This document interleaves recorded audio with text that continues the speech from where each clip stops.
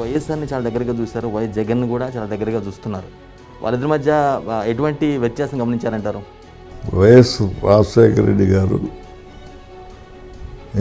మనసున్న మహారాజు, మహానాయకుడు.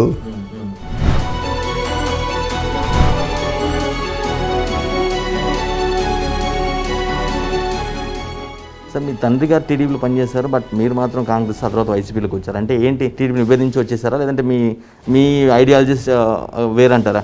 రామారావు వైజాగ్లో అనుకుంటా మహానాడు పెట్టినప్పుడు ఎమ్మెల్యేలు గడ్డి తింటా ఉన్నాను ఏదో స్టేట్మెంట్ ఇచ్చినట్టుంది. వై వెంకటరామరెడ్డి గారి అధికారాన్ని ఉపయోగించుకుని ఆయన అల్లుడు మంజునాథ్ రెడ్డి గారు కొంచెం హైపర్ యాక్టివ్గా వ్యవహరిస్తున్నారని ఒక అలిగేషన్ ఉంది సార్. అది నిజమో కాదో మీరే చెప్పాలి. ఇంకా దీంట్లో పెద్దగా దీని గురించి ఆలోచన చేయాల్సిన అవసరం లేదు. నాకు కొడుకులు లేరు, నాకు ఉండేది 2 కూతుళ్ళు.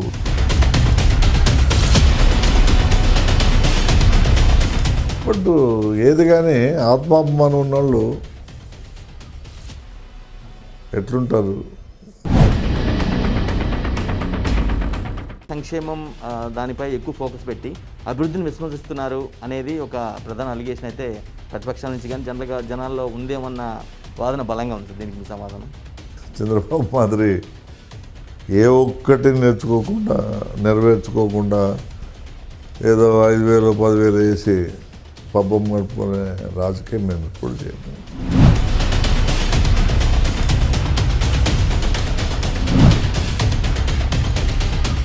బంపర్ మీద అయితే గెలిచారు, ఆ తర్వాత ప్రత్యేక హోదా దానిపై ఉన్నటువంటి ఆ స్టాండ్ మొత్తం కూడా నీరు గారిందో పెద్దగా ప్రయత్నించట్లేదు అనేది బలంగా ఉన్నటువంటి ఆరోపణ సార్. చెప్తున్నా కదా, ఇల్లు అలకగానే పండగ కాదు, మేము కొత్తగా అధికారంలోకి వచ్చినాం. సంక్షేమం తర్వాతే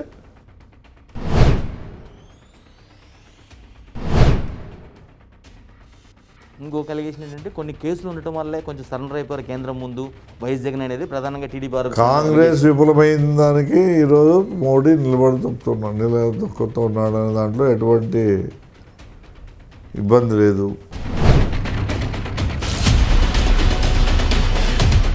ఎవరికైనా కానీ పెళ్లి చేసుకుంటే పెళ్ళాం కష్టాలు తెలుస్తాయి, పిల్లలు కష్టాలు తెలుస్తాయి. 34,000 ఎకరాలు ఇచ్చిన రైతులకు న్యాయం జరుగుద్ది అంటారా? 34,000 కాదు, ఇంకా ఎక్కువ దొబ్బినారులే. అంటే అక్షయ పాత్ర ఉంటే ఇబ్బంది లేదు సార్, కానీ అప్పులు చేస్తేనే ఇబ్బంది అవుదాం ప్రజలకి కానీ నెక్స్ట్ జనరేషన్స్ కానీ. ఇప్పుడు ఏ పనులు చేయకుండా దాదాపు 3 లక్షల కోట్లు పెట్టిపోయినాడు Chandrababu. Welcome to straight talk with Venkatesh. ఎప్పటిలాగానే ఈరోజు కూడా ఒక స్పెషల్ గెస్ట్ మనతో పాటు ఉన్నారు. ఆయన పైకి చాలా గాంభీర్యంగా ఉంటారు, కానీ సౌమ్యుడు. అట్ ది సేమ్ టైం పట్టుదల పౌరుష విషయంలో వెనక్కి తగ్గేది లేదు. ఇది నా మాట కాదు, వాళ్ళ అభిమానులు కానీ కార్యకర్త మాట. అంతేకాదు, ఎక్కడైతే ఓడిపోయారో అక్కడే గెలుచుకోవాలని నిరూపించిన వ్యక్తిని చెప్పుకోవచ్చు. ఆయనే అనంతపురం జిల్లా గుంతకల్ ఎమ్మెల్యే వై వెంకటరామరెడ్డి. ఆయన పొలిటికల్ గ్రాఫ్ ఎలా ఉంది, ప్రస్తుతం ఎలా కొనసాగుతున్నారు, ఏంటి, వారి ప్రభుత్వ పాలన ఏ విధంగా ఉంది అనే అంశాలను ఆయనతోనే అడిగి తెలుసుకుందాం. ప్రస్తుతం ఆయన మనతో పాటు ఉన్నారు. నమస్తే సార్. సార్, ఎలా ఉంది సార్ మీ పొలిటికల్ జర్నీ జిల్లాలో?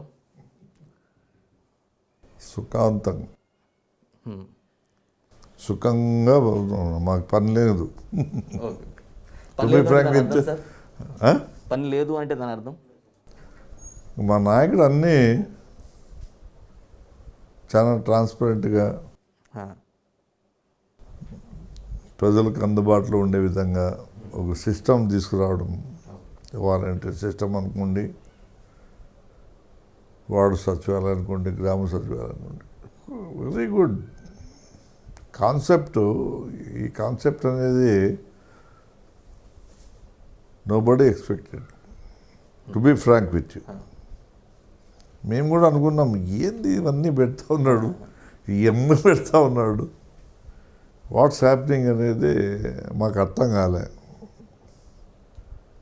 అనుకోకుండా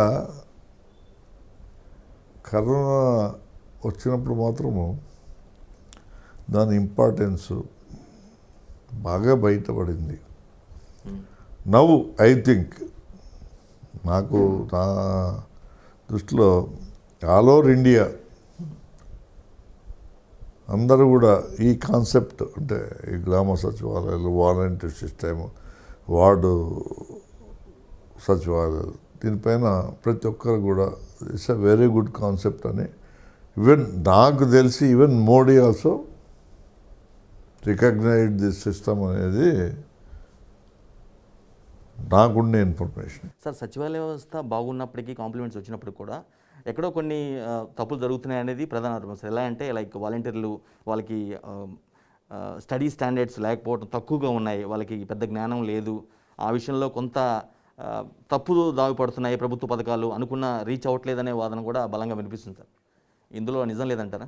ఇప్పుడు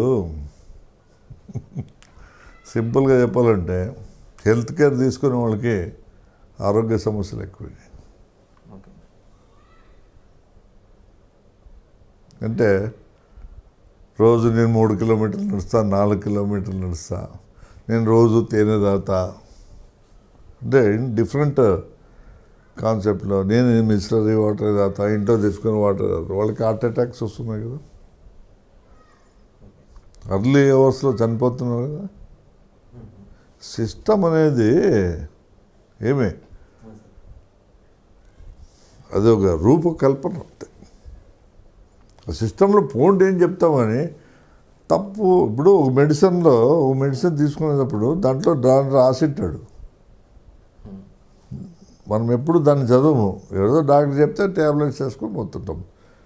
కానీ నువ్వు బల్క్గా తీసుకున్నప్పుడు దాంట్లో ఒక ఇంత పెద్ద లిస్ట్ దాని అలర్జీ ఏమి చూస్తున్నామా, అవన్నీ చూస్తున్నామా, ట్యాపెన్స్ అంతే. ఇప్పుడు అది ఒక మంచి మెడిసిన్ అయితే ఉపయోగపడుతుందా లేదా అని చూస్తాం, కానీ ఉపయోగం ఉంటేనే కదా ఇంటేక్ ఉంటుంది. ఇది కూడా అంతే. దీనికి ఎందుకు అంత ఆలోచన? ఇప్పుడు సైడ్ ఎఫెక్ట్స్ ఉంటాయి. సార్ 2014 ఎన్నికల్లో స్వల్ప మెజారిటీతో ఓడిపోయినటువంటి వెంకటరామరెడ్డి 2019 ఎన్నికల్లో మాత్రం ఆల్మోస్ట్ 48,000 చిల్లర ఓట్లతో గెలుపొందారు. అది అంత పెద్ద గెలుపుకి మీ మీద ఉన్న సానుభూతి కారణం అంటారా, లేదంటే టీడీపీ పైన వ్యతిరేకత కారణం అంటారా, జగన్ మానియా అంటారా? మీకు తెలుసో తెలియదు, ఇంకా 5 బాక్సులు ఇచ్చింటే 50, 5 బాక్సులు ఇచ్చింటే 50,000 దాటుతూ ఉండే. నాకు మెజారిటీ వచ్చే బాక్స్లే బ్లాక్ చేసినాను. ఓకే. సరే, I don't know how it happened అండి. Happened is happened. వేల మెజారిటీ అనేది గొప్ప సమస్య కాదు, మనం ప్రజలకు ఏం చేస్తున్నాం అనేదే గొప్ప విషయం. ఓటమి గెలుపులు సాల్ in the game of life. ఎందుకు చెప్తున్నా అంటే ఒక ఓటమి గెలుపుకు నాందేనే నమ్మే వ్యక్తుల్లో మొదటి వ్యక్తిని. ఆ రకంగా జగన్మోహన్ రెడ్డి గారు కూడా అడిగినాడు నన్ను ఓడిపోయిన తర్వాత, ఏందన్నా వాట్ ఈజ్ నెక్స్ట్ అంటే, వదిలేనా నాకు, నేను చూసుకుంటా. లాట్ ఆఫ్ ప్రాబ్లమ్స్ ఉంటాయి కదా ఓడిపోయిన తర్వాత, ఫైనాన్షియల్ కండిషన్స్, రకరకాల డిప్రెషన్ లేకపోవడం, నాకేం అవన్నీ ఏం లేదు. Because in the game of life we should face it, అంతే. We have to face it. Sir మీరు వైఎస్ఆర్ని చాలా దగ్గరగా చూశారు, వైఎస్ జగన్ కూడా చాలా దగ్గరగా చూస్తున్నారు. వాళ్ళిద్దరి మధ్య ఎటువంటి వ్యత్యాసం గమనించారంటారు? వైఎస్ రాజశేఖర రెడ్డి గారు మనసున్న మహారాజు, మహానాయకుడు. జనరల్గా మీరు అబ్జర్వ్ చేస్తే చూడండి, ఆయన్ని ఆదర్శంగా తీసుకొని ప్రజల గుండెల్లో చిరస్థాయిగా నిలబడాలనే ఒక ఆకాంక్ష, ఒక పక్క తండ్రి పేరును సార్థకం చేస్తూ, ఇప్పుడు గురువుని మించిన శిష్యుడు అంటారు, తండ్రిని మించిన తనయుడు అంటారు. ఇదే ఎగ్జాంపుల్. తండ్రిని మించిన తనయుడు అయినట్టేనా జగన్ గారు, వైఎస్ జగన్ గారు? 100%. ఈరోజు మేము మీటింగ్ లేకపోతే జనరల్గా మేము ముందు మీటింగ్లో ఎలక్షన్ ముందు రాజశేఖర రెడ్డి గారి గురించి గొప్పగా చెప్పుకునేవాళ్ళు. బట్ ఈరోజు ఈయన చేస్తున్న స్కీములు చూస్తే ఆయన గురించి మాట్లాడాలన్నా కూడా ఆయన స్కీములు ఈయన స్కీములు అంటే దాదాపు 1.5, 2 గంటలు, 3 గంటలు అవుతుంది. But very good, is doing. కానీ వైఎస్ జగన్ పై ఉన్న అలిగేషను అంటే జనరల్గా ఇది మాట ఎప్పుడైనా పొలిటికల్గా చర్చకు వచ్చినప్పుడు కానీ వినిపిస్తూ ఉంటుంది. పెద్దలకి పెద్దగా రెస్పెక్ట్ ఇవ్వరు, ఆయన స్టాండర్డ్స్కి ఉన్న యూత్ని మాత్రమే కొంచెం ఎంకరేజింగ్గా ఉంటారు, పెద్దలకి పెద్ద పట్టించుకోరు అనే ఆరోపణ ఉంది సార్. ఇది మీకు అటువంటి అనుభవం ఎదురైందా అంటే ఆయన కలిసినప్పుడు కానీ ఆయనతో సాన్నిధ్యం ఉన్నప్పుడు కానీ? నన్ను చూస్తే ఏమనుకున్నారు మీరు? నా మీసాలు చూస్తే అట్లా ఇట్లా గతం వేరు, ప్రజెంట్ వేరు. ఏమే మనిషిలో మార్పు అనేది సహజం. ఇప్పుడు మన పిల్లల్ని చూస్తూ ఉంటాం, వాడు ఏం చేసినా యాక్సెప్ట్ చేస్తాం. చిన్నప్పుడే భావాల్ని మన పరిగణలోకి తీసుకోవడం అనేది చాలా పొరపాటు నా దృష్టిలో. ఈవెన్ నేను కూడా ఒకప్పుడు ఫెరోషియస్గా ఉన్న వ్యక్తే. ఈరోజు నన్నే ఏంపా ఇంత సాఫ్ట్గా తయారైపోయినాడని ఇట్ హ్యాపెన్స్ సంథింగ్. మన దానికి వయసు అనుకోండి, మెచ్యూరిటీ ఆఫ్ మైండ్ అనుకోండి. రియల్లీ నేను చెప్తున్నా, నేను ఎప్పుడు కూడా ఊళ్ళో కూడా నేను ఎమ్మెల్యే కావాలని ఆలోచన చేయలేదు. ఆ ఆలోచన కూడా నాకు లేదు. శివరామన్న ఎలక్షన్లో పనిచేసిన, ఆయన్ని గెలిపించినాము, ఆయన్ని ఇండిపెండెంట్గా వేయించింది కూడా నేనే. రాజకీయాల్లోకి రావాలని ఫస్ట్ టైము టికెట్ రాకపోతే ఇండిపెండెంట్ వేస్తే దాదాపుగా 35,000 అప్పట్లోనే. సో కాంగ్రెస్కి డిపాజిట్ వచ్చింటే మేము గెలిచేవాళ్ళు. ఈరోజు పయ్యవల కేశవ్ క్యాస్ట్ అనుకోండి, వాళ్ళ ఇద్దరు అవుట్ అయిపోయారు.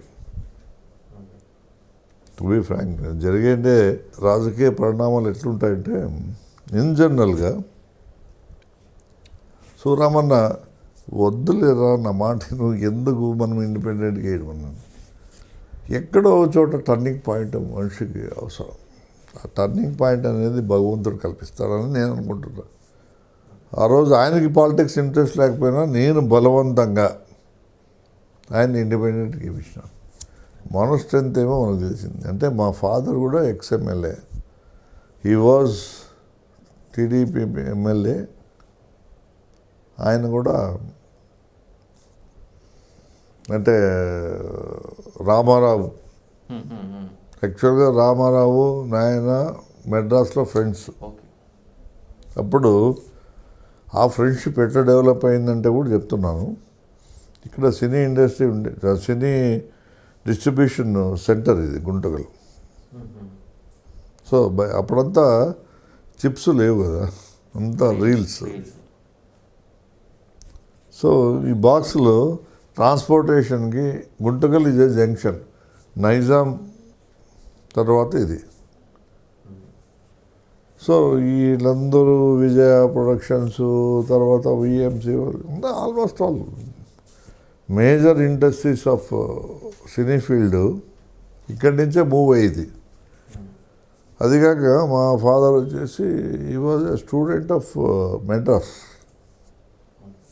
మీకు తెలుసో తెలియదు, at the age of 8th 9th చదివేటప్పుడు అప్పటికే ఈ హ్యాడ్ అన్ ఇంపోర్టెడ్ వెహికల్ అప్పట్లోనే. ఎందుకంటే అంటే 3 ప్రాపర్టీస్ ఆయన కలిసి వచ్చాయి. ఒకటి ఇప్పుడు మేము 3 ఎమ్మెల్యే కారణం అదే. ఆల్రెడీ ఆయన ఎమ్మెల్యే, శివరామన్న ఎమ్మెల్యే, ఉరకొండ కాన్స్టిట్యున్సీలో ఉండి ఈ కాన్స్టిట్యున్సీకి నేను అనుకోవడం రావడము, తర్వాత ప్రజలు ఆదరించడం అనేది it is all good will, అంతే, నథింగ్ బట్ గుడ్ విల్. ఈ రకంగా స్టెప్ బై స్టెప్ అంటే 3 రకాలుగా 3 కాన్స్టిట్యున్సీలో గెలిచేదానికి ఎందుకు అందరూ అనుకుంటారు, మీరు ఎట్లా ఎంత వైడ్ స్ప్రెడ్ అయినారని ఎమ్మెల్యేలు కూడా అడుగుతూ ఉంటారు. See my father was one lonely man. అప్పుడు మా కుటుంబంలో 1 సంతానం, మళ్ళా 1 సంతానం కోసమే మా తాత ఆదోని దగ్గర బద్రేహాళ్ అని విలేజ్, వాళ్ళు కూడా అప్పుడు రాహు బహదూర్లు. అంటే వాళ్ళు ఏదైనా మేము ట్రైన్కి పోవాలంటే ట్రైన్ కూడా 15-20 మినిట్స్ స్టాప్ చేసి వాళ్ళు వచ్చిన తర్వాత ట్రైన్ మూవ్ అయింది. అప్పట్లో రావు బహదూర్ అంటే బ్రిటిష్ కాలంలో ఆ ఫ్యామిలీ నుంచి వచ్చిన మదరు.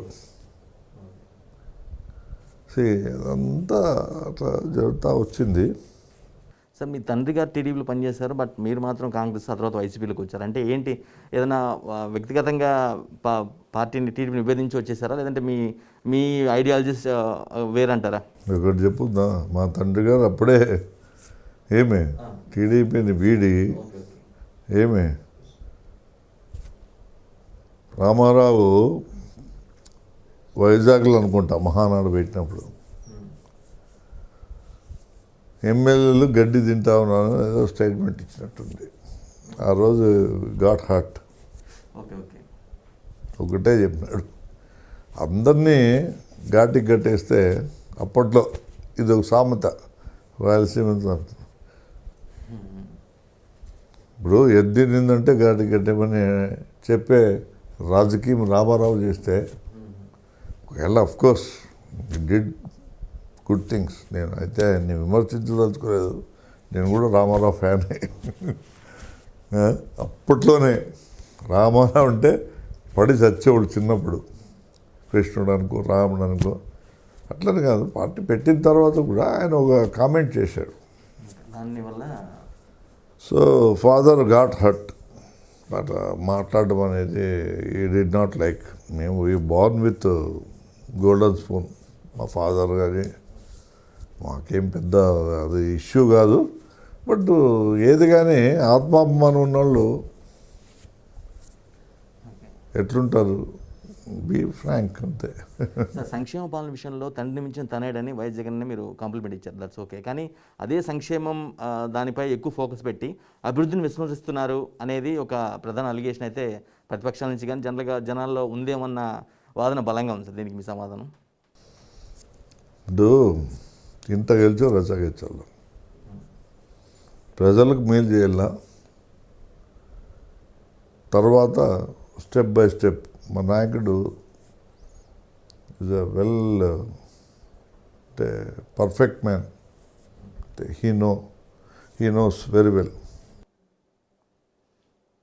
మనము వర్షం వచ్చినప్పుడు విత్తనం వేస్తాం, ఎప్పుడు పడితే అప్పుడు విత్తనం వేయలేము కదా. ప్రజల్లోకి పార్టీని బలంగా తీసుకోవాలనుకున్నాడు. ప్రజలకు మేమేమంటే ఇచ్చిన మాట తప్పుకోకుండా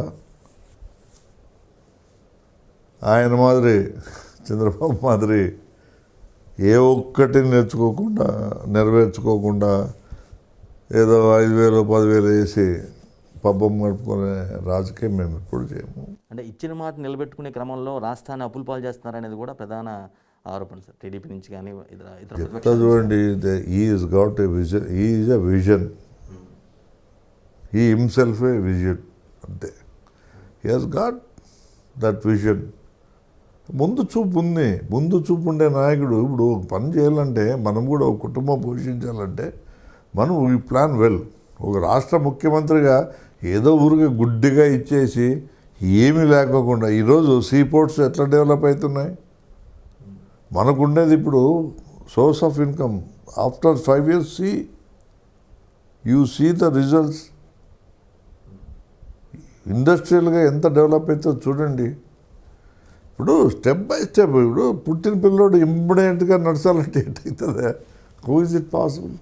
సార్, గుంతకల్లో నేను వచ్చినప్పుడు పర్యటించినప్పుడు నేను విన్నది అంటే ప్రధాన అలిగేషన్, వెంకటరామరెడ్డి గారు మండలానికి ఒక ఇన్ఛార్జి తన సన్నిహితుల్ని దగ్గరలో పెట్టుకొని నడిపిస్తున్నారు రాజకీయం మొత్తం కూడా. సో కార్యకర్తలు, వైసీపీ కార్యకర్తల అసమ్మతి పెరిగింది అనేది అయితే విన్నాను సార్. ఇందులో నిజం లేదంటారా?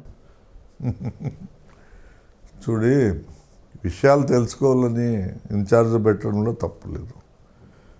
మన వాళ్ళని ఆడబెట్టి గెట్టింగ్ ఇన్ఫర్మేషన్ అనేది, నేను కూడా ఇప్పుడు మీరు మీడియాకి పని చేస్తూ ఉన్నారు, మీరు బాగా పని చేస్తున్నారా లేదా అనేది మీ పైన కూడా నిఘా పెట్టాల్సిందే కదా.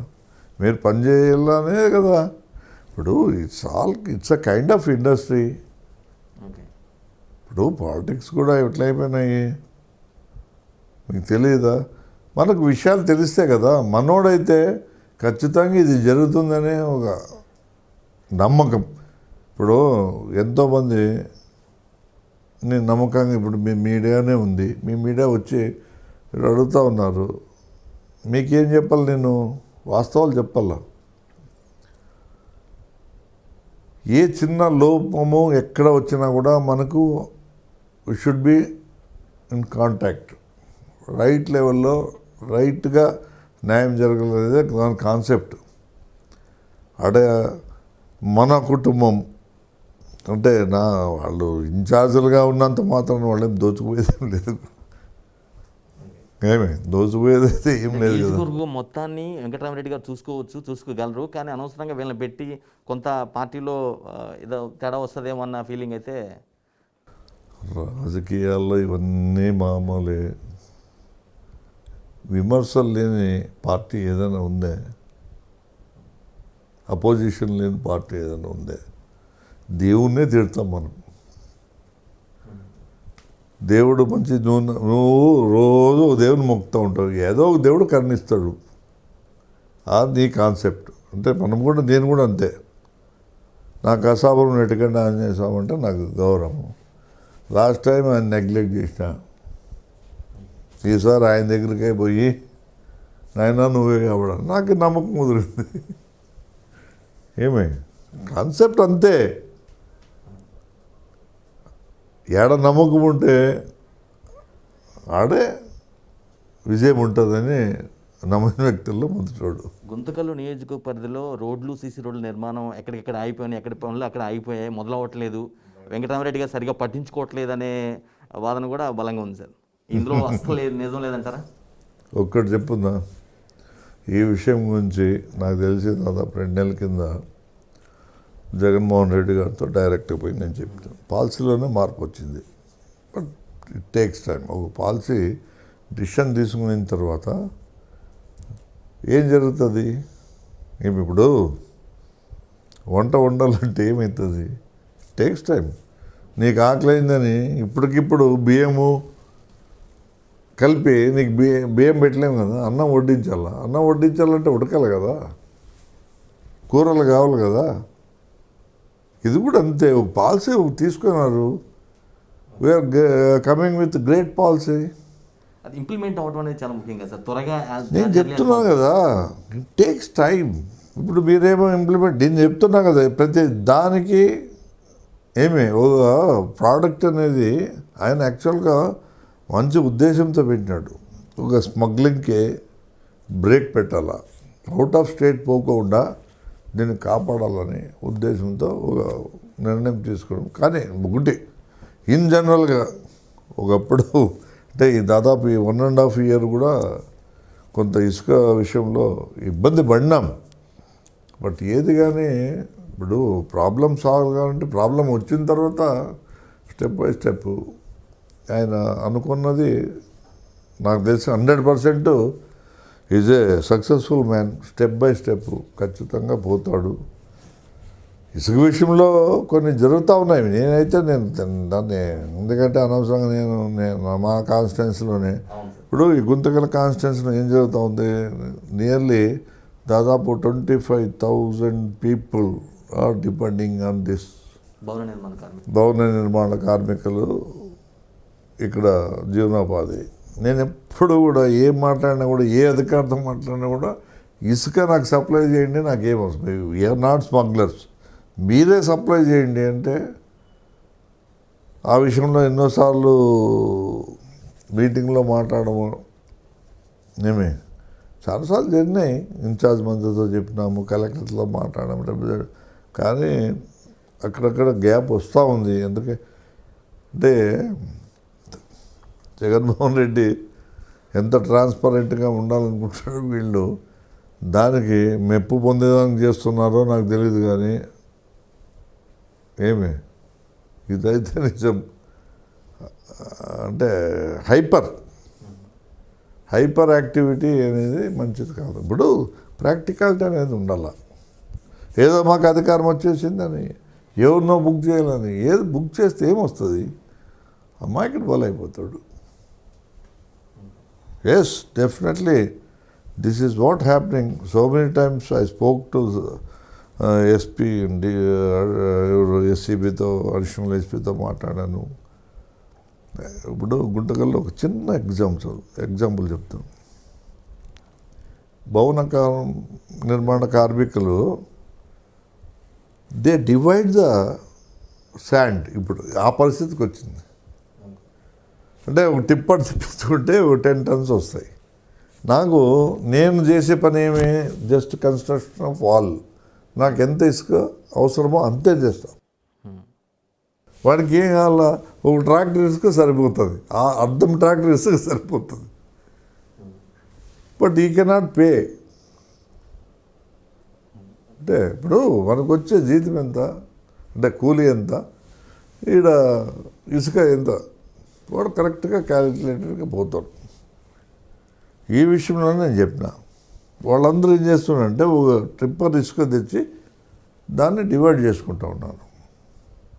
ఇసుక ఉపాధి లేకుండా వేలాది మంది, మీరు చెప్పినట్టు వేలాది మంది భవన నిర్మాణ కార్మికులు అల్లాడిపోతుంటాయి. బట్ వెంకటరామరెడ్డి గారు మాత్రం పక్క జిల్లాల నుంచి ఇసుకని ఎలాగోలా తరలిచ్చేసి అమ్మేసుకుంటున్నారనే ఆరోపణ అయితే విన్నాను సార్. ఇందులో నిజం ఉందో లేదో మీరే చెప్పాలి. నీకు ఒకటి చెప్పుందా,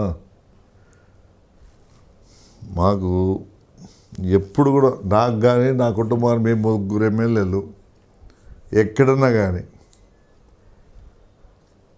ఏ పని చేసినా ధైర్యంగా చేస్తాం, ఓపెన్గా చేస్తాం. దొంగచాటు బిజినెస్ చేయాల్సిన అవసరం లేదు. దేవుడు భగవంతుడు దండిగా ఇచ్చినాడు. మా తాతలు ఆ రోజు ఏమి పెద్దలు పెట్టిపోయినాము, ఆ సైట్లు అమ్ముకొని ఈ పొద్దుటి వరకు రాజకీయం చేసినాం. నెక్స్ట్ రాజకీయాల్లో ఉండాలనుకుంటే కూడా ఆలోచన చేస్తూ ఉన్నాం. ఇదైతే వాస్తవం. నమ్మండి, నమ్ముకుపోండి. కార్యకర్తల కోసం నేను మాటలు చెప్పినాను. నేను ప్రజలకు న్యాయం చేయలేనప్పుడు జగన్మోహన్ రెడ్డి గారు 2.5 years మంత్రివర్గంలో మార్పులు చేస్తా ఉన్నాడు. 2.5 yearsలో నా ప్రజలకు న్యాయం చేయకపోతే నేను ఉండను రాజకీయాల్లో. మంత్రివర్గ పునర్వ్యవస్థీకరణలో వెంకటరామరెడ్డి గారికి ప్లేస్ ఉండే అవకాశం ఉంటుందంటారా? అవసరం లేదు. జగన్ మా కుటుంబం వాడు, ఆయన ముఖ్యమంత్రిగా ఉన్నప్పుడు నాకు అవసరం.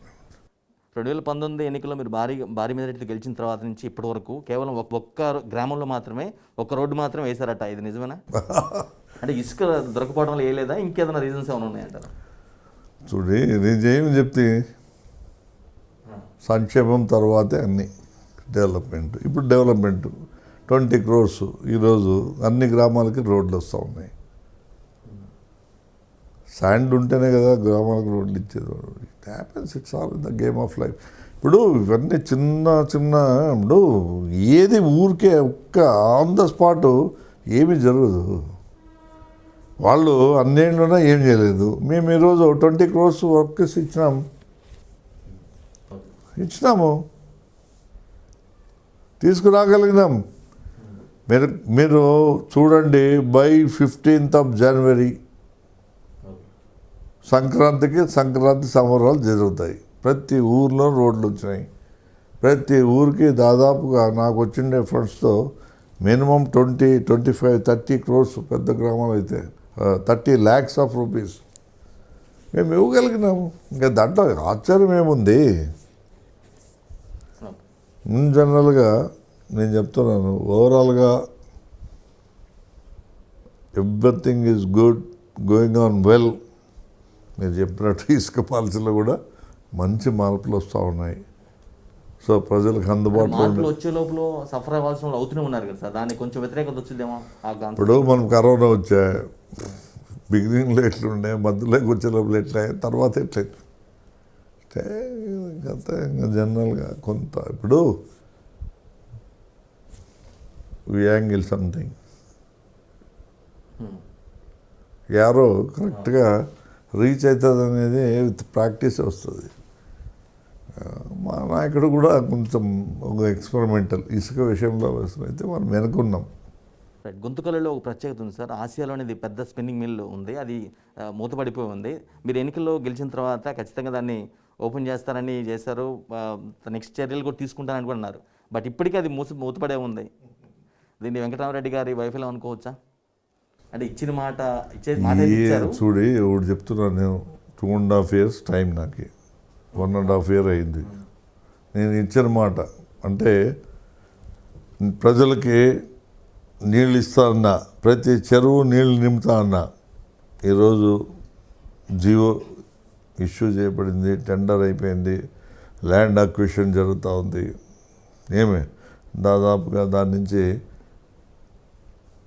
నా యొక్క కాన్స్టిట్యున్సీకే కాదు, ఈవెన్ ఉర్రకొండ కాన్స్టిట్యున్సీలో కూడా వజ్రకర్ణ మండలంలో దాదాపు 6 చెరువులు నింపి దాదాపుగా 13 చెరువులు గుంతకల్ కాన్స్టిట్యున్సీలో ఆ రోజు మాట చెప్పినాను, మాట ఆ జీవో ఇష్యూ చేయించిన. పామిడిని గ్రామ పంచాయతీ చేస్తానన్నాను త్వరలోనే, short time, matter of 15 days 20 days 1 month కావచ్చు. ఎందుకంటే మీకు తెలుసు ఇన్ జనరల్గా file should be circulated in ఈ ఊరికి బ్లడ్ బ్యాంక్ ఇస్తాను, అది కూడా ఆల్మోస్ట్ క్లోజింగ్ స్టేజ్లో బ్లడ్ బ్యాంక్ తీసుకురాగలుగుతున్నాం. ఇక రకరకాలుగా డెవలప్మెంట్స్ జరుగుతూ ఉన్నాయి. ఇచ్చిన మాట తప్పే ప్రసక్తే లేదు. నాకు తెలిసి ఇంకో మ్యాక్సిమం 2-3 monthsలో మిల్లు షూరా 2-3 monthsలో విషయాలు సెటిల్మెంట్ అవుతాయి. అంటే మన government hand over liquidity problem, అంటే కొంత బ్యాంక్స్కి అప్పులు ఉన్నాయి, ఆ అప్పుల్ని గవర్నమెంట్ కట్టాల్సి ఉంది. అది 8 to 10 crores. సో అప్రాక్సిమేట్గా మీ అంచనా ప్రకారం ఎన్ని నెలల లోపల తెచ్చుకునే అవకాశం ఉందంటారు? 2.5 yearsలో అన్నీ కంప్లీట్ చేయకపోతే నేను రాజీనామా చేసిపోతాను. నువ్వు ఈ దాని గురించి ఆలోచన చేయదు.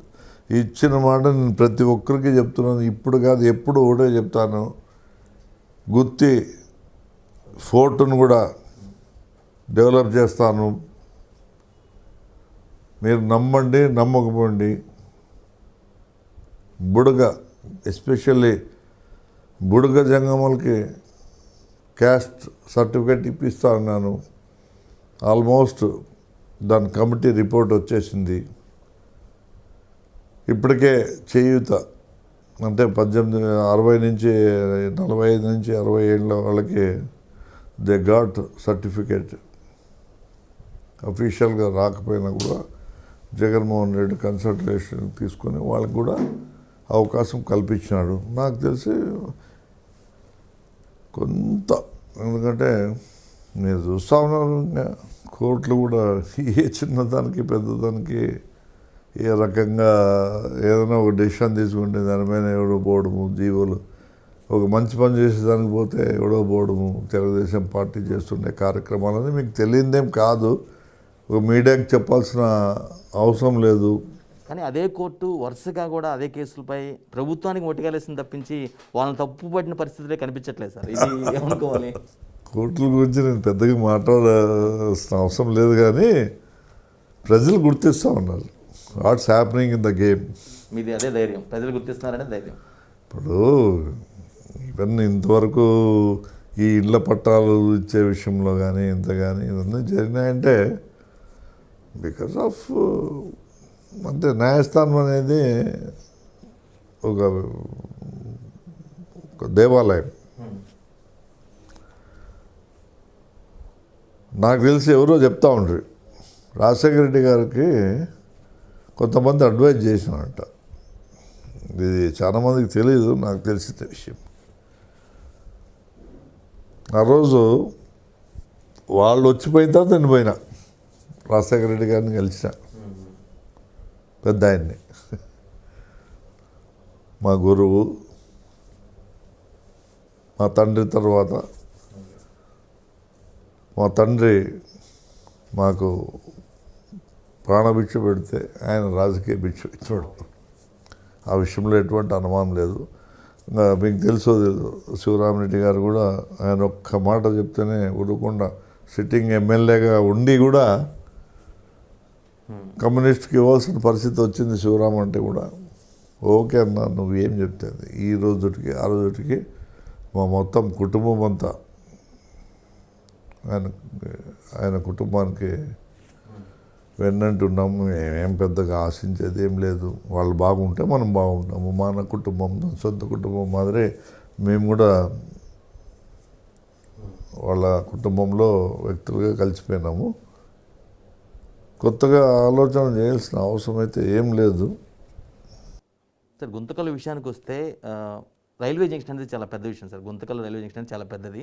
బట్ దాన్ని ఇంకా డెవలప్ చేసుకునే అవకాశం ఉన్నప్పుడు కూడా అంతగా చర్యలు తీసుకోవట్లేదు అనేది కూడా అది గతంలో కూడా పెండింగ్లో ఉంది. మరి మీ హయాంలో ఎలా అవుతుంది ఏంటనేది చెప్పేది ఇవి సెంట్రల్కి సంబంధించిన విషయం. చాలా in the hands of Modi. యాక్చువల్గా వైజాగ్ అక్కడ ఇంత కన్వీనియంట్గా ఫీజిబిలిటీ ఉండే ఏరియా లేదు. కానీ అది నాకు తెలిసి ఒడిశా సెక్షన్లో ఉన్నట్టుంది.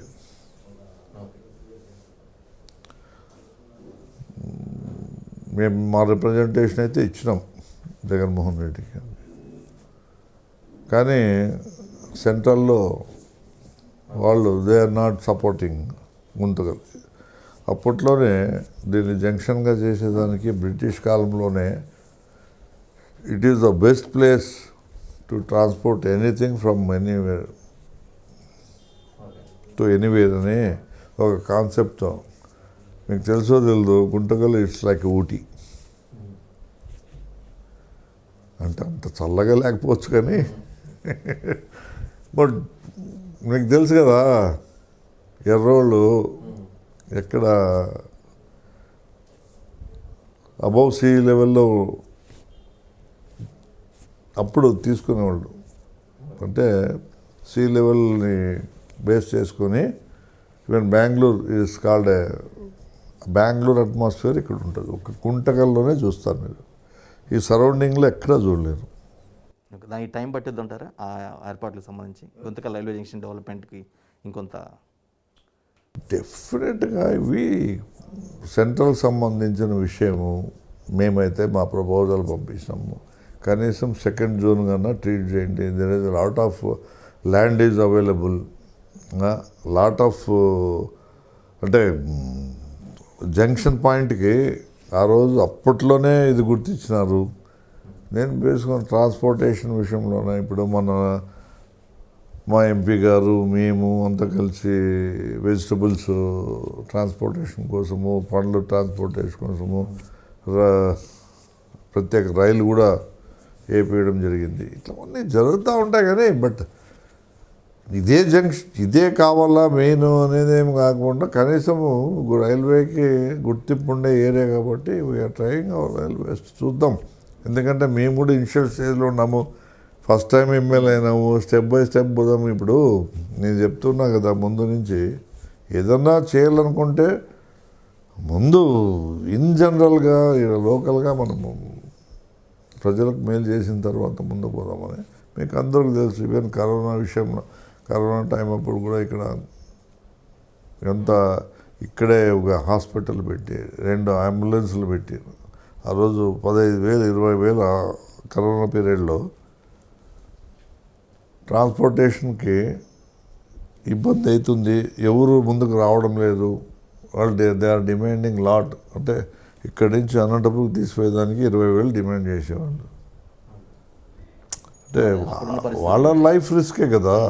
అప్పుడున్న పరిస్థితుల్లో మన ఇంటిలో సొంతము నేను నా భార్యను నమ్మే పరిస్థితి లేదు, నా భార్య నన్ను నమ్మే పరిస్థితి లేదు. It was true. నవ్వు ఇప్పుడు కరోనా దగ్గరున్నా కూడా భయపడే అంత ఏం సీన్ లేదు. అందుకే మీరు సేఫర్ సైడ్లో ఉన్నారు కాబట్టి మనం సేఫర్ సైడ్లో వీ హ్యావ్ సమ్ అంటే మనకు దాని గురించి విషయాలు తెలుసు కాబట్టి ఏమి ఇట్ హ్యాపెన్స్ అంతే. వస్తుంది పోతుంది, జాగ్రత్తలు తీసుకుంటే బతుకుతామనేది నమ్మకం. నేను మీ గురించి విన్న పక్కా పొలిటికల్ అలిగేషన్ ఏంటంటే సార్, మీ అన్నదమ్ముల సోదరులంతా కూడా వారికి పక్క లెక్కకు మించినట్టు ఆస్తులు ఉన్నాయి, కేవలం వాటిని కాపాడుకునేందుకు మాత్రమే రాజకీయాల్లో ఉన్నారు అనేది నేను విన్న అలిగేషన్ సార్. అది దానికి మీరే సమాధానం చెప్పాలి. ఉండే ఆస్తులన్నీ పోగొట్టాం. ఇంట్లో పెండ్లాలు పోతే చెట్టన్నం కూడా పెట్టరు మాకు. ఏమంటే పైకి ఆడంబరంగా కనబడతాం. మా వెహికల్స్ పైన బీమా క్యాప్షన్ కనబడుతుంది. ఏమి అప్పుడప్పుడు మా డ్రాయర్లు మా బనీలు చూస్తే మీకు అర్థమవుతుంది. ఏదో ఒక సినిమాలో చూసింటి అది చెప్పుకుంటే బాగుండదు, కడుపు కోసుకుంటే కాళ్ళ మీద పడుతుంది అంటారు పెద్దలు. అంటే గతంలో బాగా ఉన్నాయి కానీ పాలిటిక్స్లోకి వచ్చిన తర్వాత పోయినాయి అని అంటున్నారు మీరు ఆస్తులు? ఇప్పుడు రాజకీయాలు ఒకప్పుడు ఎట్టున్నామంటే నామినల్ ఖర్చుతో రాజకీయ నాయకులు అయ్యేవాళ్ళు, ఒక గౌరవమైన వ్యక్తితో ముందుకు సాగేవాళ్ళు. ఈరోజు ఆ పరిస్థితి లేదు. మీకేమి మాకేమి, ఎంత మనం మంచి చేసినా, ఎంత పర్ఫెక్ట్గా ఉన్నా ఆ టైం వచ్చేలోపలే వాడింత ఇచ్చినాడు మాకేమి అంటారు. సరే, ప్రజల్లో మార్పు రావాలని జగన్మోహన్ రెడ్డి ఈరోజు ఏ నాయకునితో సంబంధం లేకుండా ఈ వాలంటీర్ సిస్టమ్ ద్వారా అనుకోండి, ఇంకో సిస్టమ్ ద్వారా అనుకోండి, అంటే ఈ వార్డు సచివాలయం, గ్రామ సచివాలయం ఎంత ట్రాన్స్పరెంట్గా డైరెక్ట్గా వాళ్ళ అకౌంట్లో పడే విధంగా తీసుకుని వచ్చినా కూడా రేపు ఎలక్షన్స్కి మేము పోతే మీరు మీరు ఎక్కడ మన దూరం ఎమ్మెల్యే ఎలక్షన్ వరకు కూడా ఆలోచన చేయొద్దండి. మీరు చూడండి, ఈ ఎలక్షన్లోనే రాబోయే మున్సిపాలిటీ ఎలక్షన్స్, లోకల్ బాడీస్ ఎలక్షన్స్లో చూడండి వాట్ విల్ హ్యాపెన్. ఎన్ని స్కీమ్స్ తీసుకొచ్చినాడు. నాకు తెలిసి ప్రతి కుటుంబానికి 1,00,000 నుంచి 1,50,000 దే ఆర్ గెటింగ్ బెనిఫిటెడ్. ఎవ్వరు ఎలక్షన్ అంటేనే ఏదో బెనిఫిట్, డబ్బు ఇస్తేనే ఓటేస్తాము అనే పరిస్థితిలో నుంచి మార్పు తీసుకురావాలని ఇంత చేస్తూ ఉన్నాడు. Let us wait and see. నేను విన్న పొలిటికల్ అలిగేషన్ ఏంటంటే వై వెంకటరామరెడ్డి గారి అధికారాన్ని ఉపయోగించుకుని ఆయన అల్లుడు మంజునాథ్ రెడ్డి గారు కొంచెం హైపర్ యాక్టివ్గా వ్యవహరిస్తున్నారు, అంటే కొంచెం అన్నిట్లో కూడా ఇన్వాల్వ్ అవుతున్నారు అనే ఒక అలిగేషన్ ఉంది సార్. అది నిజమో కాదో మీరే చెప్పాలి. మరి నేను ఒకటి చెప్పుందా, ప్రతిరోజు నేను ఇంట్లో ఉండలేను. ప్రజలు ఏమనుకుంటారు, ఎప్పుడూ దొరకడప్ప ఎమ్మెల్యే ఏడో తిరుగుతూ ఉంటాడు అని. ఎందుకంటే మీకు తెలుసు షెడ్యూల్ పెళ్ళికి పోతాం, 15-20 పెళ్ళిళ్ళు ఉంటాయి, అన్నీ అటెండ్ ఇచ్చేదానికి. ఈవెన్ ఇప్పుడు మాకు కూడా షార్టేజ్, మేము కూడా పోలేక ఆయన్ని కూడా పంపిస్తూ ఉన్నాము. ఆ కూతురు నైరుతి రెడ్డి కూడా she is also active and she is doing well. ఇప్పుడు ఎవరెవరు, ఇప్పుడు నీకు ఒక ఇబ్బంది వస్తుంది, నీకు ఇన్ టైంలో నీకు పని జరగల, నేను లేనప్పుడు పని జరగలన్నప్పుడు ఏం చేస్తాం, నీ కష్టము నేనే మంజునాథ్ రెడ్డి అనుకోండి, నాకు చెప్తావు. నేను వెంకటరామరెడ్డి అవైలబిలిటీ లేడు, మంజునాథ్ రెడ్డి ఉంటాడు, లేదంటే నైరుతి రెడ్డి ఉంటుంది. ఎవరికొరికి చెప్పాలా, ఏంపా ఇంత వచ్చినారు మీరు ఏమంటే వాళ్ళు ఏదో చెప్తారు, సర్లే మేము చెప్తాము, మాట చెప్తామని మాటపూర్వక సహాయం చేయొచ్చేమో. కానీ ఇంకా దీంట్లో పెద్దగా దీని గురించి ఆలోచన చేయాల్సిన అవసరం లేదు. నాకు కొడుకులు లేరు, నాకు ఉండేది 2 కూతుళ్ళు జగన్మోహన్ రెడ్డి మాదిరి. ఇంకా అంటే ఆయన పిల్లలకి పెళ్లి కాలేదు, రేపు పొద్దున ఆయన పిల్లలకి పెళ్ళి అయితే ఆయన కూడా ఇప్పుడు ఉండే టైం సరిపోక అందరి దగ్గర పోవచ్చేమో. మనకేంటంటే కాన్స్టిట్యున్సీలో ఎవరు కనీసము టు నోట్ ద పాయింట్స్, అంటే నీ కష్టం పలానా వ్యక్తి వచ్చినాడు, పలానాది జరుగుతూ ఉంది, నాకు ఇన్ఫర్మేషన్ ఇచ్చేదానికి ఎవరెవరు ఉండాలి. ఈవెన్ పిఎస్ ఉన్నారు, పిఎస్తో కాని విషయాలు ఎమర్జెన్సీ టైంలో నువ్వన్నా చెప్పన్నా అన్నప్పుడు చెప్పాల్సి వస్తుంది, పరిస్థితి వస్తుంది. ఇవి ఇన్ జనరల్గా జరిగేవే, ఏమి ఆ కుటుంబంలో జరగలేదు. ఓకే, అంటే మీ ఆప్షన్స్లో ఆయన పనిచేస్తున్నప్పుడు ఆయన ఎవరెవరు కలుస్తారు, ఏం జరిగిందనే విషయాలు మళ్ళీ మీకు ఇన్ఫర్మేషన్ అందుతుందా, లేదంటే మీరు ఆరాధిస్తారా? 100% ఆరా తీసే అవసరం ఏముంది, అల్లరి మీద ఆరా తీసేది ఏముంటుంది. మీరు భలే చెప్తారే స్వామి. ఆయన వస్తేనే మామ వీళ్ళు వచ్చినారు, వీళ్ళు వచ్చిపోయినారు ఈ రకంగా నేను చెప్పినాను అంటే, మళ్ళీ దాంట్లో ఏదైనా సివియారిటీ ఉంటే, ఏదైనా ఎక్కడైనా జరుగుతూ ఉంటే నేను డైరెక్ట్ ఆఫీసర్లు చెప్పి ఈ విధంగా పోండి, ఇట్లా పోతే ప్రాబ్లం సాల్వ్ అవుతుందని చెప్తాం. కానీ ఇది జస్ట్ ఇప్పుడు అందరూ నాతో మాట్లాడడానికి చెప్తున్నా కదా, నా ఆకారమే. మీ అల్లుడి మీద పూర్తి నమ్మకం ఉంది, మంచివాడు అంటారు. చూడి, కుటుంబ విషయాలకి వద్దు. ఏమే మంచి చెడు అనేది ప్రజలు గుర్తిస్తారు. మంచోడైతేనే కదా, చెడ్డోడైతే ఎందుకు పోతారు? ఇప్పుడు యాక్సెసిబిలిటీ ఉంటేనే నీ దగ్గరకు వస్తారు. ఒకసారి నువ్వు చూస్తావు, నువ్వు మంచోడా చెడ్డ. ప్రజలు చాలా తెలివిగా ఉన్నారు, దాని గురించి పెద్దగా ఏమే అంత ఆలోచన ఏమయ్యా నాకేమి ఇస్తామని ఎప్పుడు అడిగినాడా? ఏమన్నా ఒక్కసారి ఏమన్నా అడిగినాడా చెప్పు. అవన్నీ జరిగింటే కూడా నా నోటీసు రావు. ఒకవేళ జరిగిండొచ్చేమో నాకు తెలియదు, ఉండేది చెప్తున్నాను. ఒకవేళ ఉంటే నా నోటీస్ తీసుకొస్తే అవి కూడా సెటిలైట్ చేస్తాం. నాకు ఒకటి, జగన్మోహన్ రెడ్డి ట్రాన్స్పరెంట్గా ఉండాలనుకున్నాడు. దాంట్లో ఒక అడుగు ముందే ఉంటాను, కానీ నేను వెనక ఎప్పుడు ఉన్నాను. 2019 ఎన్నికల ముందు వరకు ప్రత్యేక హోదాపై చాలా స్టిఫ్గా స్టాండర్డ్గా ఉన్నారు సార్. దీక్షలు పెట్టారు, చేయాలి, ప్రత్యేక హోదా వల్లే మొత్తం కూడా రాష్ట్రానికి మేలు జరుగుతుందని చాలా ఒక బలమైన నమ్మకాన్ని జనాల్లోకి తీసుకెళ్ళగలిగారు. కానీ ఎప్పుడైతే బంపర్ మెజారిటీతో గెలిచారో ఆ తర్వాత ప్రత్యేక హోదా దానిపై ఉన్నటువంటి ఆ స్టాండ్ మొత్తం కూడా నీరు గారిందో, పెద్దగా ప్రయత్నించట్లేదు అనేది బలంగా ఉన్నటువంటి ఆరోపణ సార్, వైసీపీ మీద కానీ, వైసీపీ ఎమ్మెల్యేల మీద, ఎంపీల మీద కానీ. ఈ విషయంలో నాకు తెలిసి జగన్మోహన్ రెడ్డి గారు 3-4 సార్లు క్లారిటీ ఇచ్చినాడు. టీడీపీ ప్రభుత్వం ఉన్నప్పుడు, చంద్రబాబు నాయుడు గారు ముఖ్యమంత్రిగా ఉన్నప్పుడు ఆ ప్రత్యేక హోదాని పూర్తిగా డౌన్ లెవెల్కి తీసుకున్నాడు. అంతే, ఆల్మోస్ట్ డెడ్ లెవెల్కి తీసుకున్నాడు. మాకు ప్రత్యేక ప్యాకేజ్ కావాలని ఎప్పుడైతే లాలూచి పడినాడో ఆ రోజే గాన్ టు ద డాగ్స్. ఒక అంశాన్ని, అంత డౌన్ ట్రాడన్ లెవెల్లో ఉండే అంశాన్ని మళ్ళా పైకి తీసుకురావాలంటే it is the most difficult task అనుకోండి. కానీ సమస్యలు చాలా దండిగా ఉన్నాయి. ప్రజా సంక్షేమ పథకాలని ముందుకు తీసుకోవాల్సిన అవసరం ఎంతైనా ఉందని గుర్తించి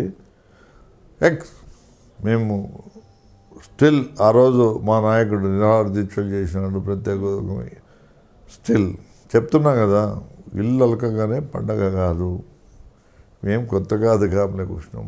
సంక్షేమం తర్వాతే దానిపైన కూడా పోరాటం సాగిస్తాం 100%. మీకు తెలిసిన విషయాలు, మాకు తెలిసిన విషయాలు ఏమంటే, ఏ కాన్సెప్ట్తో మేము ఆ రోజు ప్రత్యేక హోదాని ముందుకు తీసుకొచ్చినామో దాన్ని ఏ టైంలో దానిపైన ఎడిటేషన్ చేయాలా అనే విషయం పైన ఖచ్చితంగా, అంటే సంక్షేమ పరంగా ఇవ్వని హామీలను కూడా అమలు చేస్తున్నటువంటి వైఎస్ జగన్ ఏదైతే బలంగా ఇచ్చారో ఆ హామీ హోదాకు సంబంధించి కేంద్రంతో పోరాటం తీసుకొస్తామని, బట్ అది నెరవేరకపోతే మిస్ప్రామిస్గా అయిపోయి జనం ముందు నిలబడిపోవాల్సిన అవసరం ఉంటుంది కదా, అంటే దోషిగా ఉంటారు. మొత్తం అంతా చాటేసి చూస్తే అధిక వర్షాలు, కరోనా, మనం ప్రధానంగా ఇప్పుడు చూస్తున్న సమస్యలు, ఇటువంటి క్లిష్ట పరిస్థితుల్లో కొన్ని అంశాలను మనము తీసుకురావాలంటే ఇవి అవసరమా అని ప్రజలు క్వశ్చన్ చేసే పరిస్థితి అయితే ఉంది. ప్రత్యేక హోదా గురించి ఎప్పటికీ మేము కట్టుబడి ఉన్నాం. ప్రధాన అంశాలు ఏమంటే, కరోనా టైంలో వాళ్ళకి మంచి వైద్యం అందుబాటులో ఉందా? ఈరోజు మీరు తీసుకోండి గ్రాఫ్, ఏ స్టేట్ కూడా ఇంత మంచి ఫుడ్ పెట్టి, ఇంత మంచి ట్రీట్మెంట్ పెట్టి, ఇన్ని హాస్పిటల్స్ ఓపెన్ చేసి కరోనాని ఈరోజు కంట్రోల్ చేయగలిగినామంటే it is one of the best states in India. Test సంఖ్య కూడా చాలా ఎక్కువ ఉంది, చేసింది చాలా కోట్లలో ఉంది. మీకు తెలుసు కదా, 1,30,00,000 దాటింటుంది నాకు తెలిసి ఇప్పటికి, ఈ రోజుకి నిన్నట్టుకోలే సెన్స్ కరెక్ట్గా నేను చెప్పలేను. కానీ ఇంత ఇప్పుడు ఒక పక్క సంక్షేమ పథకాలు 2 సార్లు మనము రేషన్ ఇవ్వడము, తర్వాత హాస్పిటల్లో ట్రీట్మెంట్ తర్వాత 2,000 ఇవ్వడము, బయటకు వచ్చిండే పేషెంట్లు హెల్తీ ఫుడ్ తీసుకోవాలని రకరకాలు ఈవెన్ చూస్తున్నాం. నాడు నేడు కార్యక్రమాల ద్వారా పిల్లలకి ఆల్రెడీ స్కూల్స్ ఓపెన్ అయ్యాయి, చూస్తున్నాం కదా, అన్నీ చూస్తున్నాం. ఇప్పుడు ఒకటే కాదు, ఒక కాన్సెప్ట్తోనే ముందుకు పోతే ఒక మీరు ఏదో ప్రత్యేక హోదా it is a kind of development అంతే. ఇట్స్ అ పార్ట్ ఆఫ్ ఇది. అట్లని ప్రత్యేక హోదా కోసమే మనం టైం అంతా స్పెండ్. ఇప్పుడు it is not in the hands of state government, it is in the hands of central government. మీకు తెలుసు సెంట్రల్ గవర్నమెంట్లో అపోజిషన్లో ఉన్నప్పుడు how is it possible, how was it last time ఏం జరిగింది, జగన్మోహన్ రెడ్డి గారు అంతా ఫైట్ చేసినప్పుడు అప్పుడున్న సీఎం ఈ కూడా సపోర్టెడ్ ద ఇష్యూ. ఈయన పోయి ఇప్పుడు వాటర్ ప్యూరిటీనే కల్మినేట్ చేసినాడు ఈయన. ఇప్పుడు వాటర్లో డ్రైనేజ్ వాటర్ని తీసుకొచ్చి కలిపేసినాడు. ఇప్పుడు డ్రైనేజ్ వాటర్ని ప్యూర్ వాటర్ నుంచి సపరేట్ చేయాలంటే ఇట్ టేక్స్ టైం అంతే. అంటే సింపుల్ లాజిక్ అంతే. ఆయన ప్రత్యేక హోదా అని గట్టిగా పట్టుకున్నట్టుంటే అప్పుడు అపోజిషన్ కూడా సపోర్ట్ చేసేది. ఆయనే సపోర్ట్ చేయకుండా ప్రత్యేక ప్యాకేజ్ అన్నాడు, ఆడ నీరు గారిపోయింది అంతే కదా. అంటే ఎన్డీఏలో సంఖ్యాపరంగా వాళ్ళకి ఫుల్ మెజారిటీ ఉంది కాబట్టి మనం ఇంతమంది గెలిచినా కూడా ఉపయోగం లేదు, వాళ్ళు మన మాట వినరు అనే వాదన కూడా జనాల్లో పోయే అవకాశం ఉంది కదా. ఒకటి చెప్తా చూడండి, రాజకీయాల్లో ఏ పార్టీ ఎన్ని రోజులు ఉంటుందో ఎవరికి తెలియదు. ఇదైతే మనం కళ్ళెదురు చూసినాం. అంత బలమైన తెలుగుదేశం పార్టీ రామారావు ఉన్నప్పుడు, రామారావు తర్వాత మళ్ళా చంద్రబాబు తర్వాత ఏమైపోయినాయి. ఈరోజు మోడీ ప్రభుత్వం కూడా అదే చేస్తూ ఉంది. తప్పులు చేస్తూ పోతూనే ఉంటారు. ఎస్, కొంతవరకు జరగవచ్చు. ఈరోజు వెంకటరామరెడ్డి ఇక్కడ ఏమి 100 ఏళ్ళు ఉంటాడా, 10 టర్ములు ఉంటాడా, 5 టర్ములు ఉంటాడా? అది తప్పు. ఇంకొక అలిగేషన్ ఏంటంటే కొన్ని కేసులు ఉండటం వల్లే కొంచెం సరెండర్ అయిపోయారు కేంద్రం ముందు వైఎస్ జగన్ అనేది ప్రధానంగా టీడీపీ కాంగ్రెస్ విఫలమైన దానికి ఈరోజు మోడీ నిలదొక్కుతున్నాడు అనే దాంట్లో ఎటువంటి ఇబ్బంది లేదు. అదైతే మేము చెప్తున్నాము. మోడీకి advantage, less luggage more comfort. ఆడ సీనే లేదు. ఎవరికైనా కానీ పెళ్లి చేసుకుంటే పెళ్ళాం కష్టాలు తెలుస్తాయి, పిల్లలు కష్టాలు తెలుస్తాయి. ఎవరికి పెళ్ళి వాడికి లేదు. ఈయన ఉండే ఏమైనా విడిచిపెట్టి వచ్చినాడు, కనీసం ఉందనేదన్నా ఉంది, ఆయనకి అది లేకుండా ఉంది. మనం ఏం చేస్తాం? మీ పార్టీ అధినేత ముఖ్యమంత్రి వైఎస్ జగన్ తీసుకున్న 3 రాజుల నిర్ణయాన్ని జెన్యున్గా నిజంగా గుంతకల్ ప్రజలు స్వాగతిస్తున్నారా? నిజంగా మీరు మనస్ఫూర్తిగా చెప్పాలి ఈ ఆన్సర్. 100%. ఎలా అంత బలంగా చెప్పగలుగుతున్నారు? 100%. ఎందుకంటే వికేంద్రీకరణ అనేది చాలా ఇంపార్టెంట్. మనము ఎట్లా నష్టపోయినాము హైదరాబాద్ని డెవలప్ చేసి. ఒక్కసారి ఇప్పుడు దెబ్బ పడినాక ఇంకా ఇప్పటికీ మనము దాని నుంచి కోలుకోలేకపోతే, దాని నుంచి తెలుసుకోలేకపోతే మనం తప్పు చేసిన వాళ్ళం అవుతాం. చరిత్రహీనులుగా మిగిలిపోతాం. ఎస్, మా నాయకుడు ఎప్పుడూ మంచి పని చేస్తాడు. 100% కాదు, ఆ విషయంలో 200% నేను సపోర్ట్ చేస్తాను. ఓకే, 3 ఏరియాలకు కూడా న్యాయం చేస్తూ రేపు పొద్దున చెప్పలేము. భవిష్యత్తులో 5 జిల్లాలు ఒక రాష్ట్రం కావచ్చు. కానీ తీసుకున్న 3 రాజుల నిర్ణయం వల్ల ఆల్మోస్ట్ 29 గ్రామాల ప్రజలు ఇప్పటికీ 365 డేస్ నుంచి ధర్నాలు నిరాహార దీక్షలు చేస్తూ ఉన్నారు. వారి ఆందోళన ప్రభుత్వానికి కనిపించట్లేదంటారా? మేమేమి రాజధాని షిఫ్ట్ చేస్తామలే, రాజధానిని విడదీసినాం అంతే. ఇప్పుడు ఎగ్జిక్యూటివ్ సోర్సెస్ అంతా అక్కడ ఉంటాయి వైజాగ్లో. ఇంకా చట్టానికి సంబంధించినంతా రాయలసీమలో ఉంటుంది. విజయవాడ శాసనకు సంబంధించి చట్టాలు నిర్ణయం చేసే పరిస్థితి విజయవాడలో ఉంటుంది. అంటే తప్పేముంది? ఎందుకు రాజధాని అంటే ఏమి? వాట్ యు మీన్ బై రాజధాని? ఏమి రాజధాని అంటే రాజులు పరిపాలన చేస్తున్నారా? ప్రజల కోసం పరిపాలన చేస్తున్నాం. వికేంద్రీకరణ గురించి ఇంత పెద్దగా ఆలోచన 29 గ్రామాలను దృష్టిలో పెట్టుకుని ఇప్పుడు ఈ మహానుభావుడు ఎక్కడో చెప్పి ఎక్కడో తీసుకొని 3 సార్లు 4 సార్లు రియల్ ఎస్టేట్ బిజినెస్ కోసము తెచ్చిండే రాజధాని. కానీ ఈరోజు ఈ పరిస్థితి దాపురించిందంటే మేమేం విజయవాడ రాజధాని కాకూడదని కాదు, రాజధానిగా ఉంది కదా. చట్టసభ అక్కడే ఉంది, నిర్ణయాలు ఆడే తీసుకుంటాము. ఎస్, ఇప్పుడు కర్ణాటకలో కూడా జరుగుతూ ఉంది కదా, దాని గురించి ఎవరు ప్రశ్నించడం లేదు కదా. ఏమి అక్కడక్కడ సభలు జరుగుతూ ఉన్నాయి కదా, అసెంబ్లీ సమావేశాలు. ఆ పద్ధతిలో ఈయన అసెంబ్లీ సమావేశాల వరకు ఖచ్చితంగా రాజధానిలో చేస్తాము. ఎగ్జిక్యూటివ్ లెవెల్లో వైజాగ్, లా వచ్చే లోపల రాయలసీమ. 34,000 ఎకరాలు ఇచ్చిన రైతులకు న్యాయం జరుగుద్ది అంటారా? 34,000 కాదు, ఇంకా ఎక్కువ దొబ్బినారులే. ఇంకా అది రికార్డెడ్గా న్యాయం ఏముంది, ఎవడు నష్టపోయినాడు? నష్టపోయామనే కదా కొనసాగుతుంది ఆందోళన కానీ దీక్షలు కానీ. చెప్తున్నా కదా, ఎవడు నష్టపోయినాడు చెప్పండి. అప్పుడు డబ్బులు తిన్నారు, ఇప్పుడు డబ్బుల కోసం ఎదురు చూస్తూ ఉన్నారు. ఏమి ఆడంతా మీరు ఎప్పుడన్నా చూడండి, వాళ్ళు నష్టపోయింది ఏమీ లేదు. ఈరోజు నష్టపోయింది నిజంగా 55,000 పట్టాలు ఎస్సీలకి, మైనార్టీస్కి, బీసీ, ఎస్సీ, ఎస్టీ మైనార్టీస్కి 50,000 నుంచి 55,000 పట్టాలు ఇవ్వాలనుకుంటే దానికి అడ్డుపడే ప్రయత్నం తప్ప వాళ్ళు చేస్తుండేది ఏం లేదు. ఎవరు నష్టపోలేదు, అందరూ కోట్లు అప్పుడు డబ్బులు ఇచ్చి తీసుకున్నారు. ఇంకా త్వరలో బయటపడుతుంది. ఇప్పుడు మీరు చూస్తున్నా కదా, అన్నీ కూడా సోషల్ మేనేజ్మెంట్. చెప్తే కదా రాజశేఖర రెడ్డి గారు రోజు అన్నారంట, ఇట్లా చంద్రబాబు నాయుడు గారు మొత్తము వాళ్ళంతా డెప్యూట్ చేస్తూ ఉన్నాడు, తీసుకొని వచ్చి పెడతా ఉన్నారు, మరి భవిష్యత్తులో మనకి ఇబ్బంది అవుతుందని ఆ రోజు చెప్తే ఒకటి అన్నాడంట.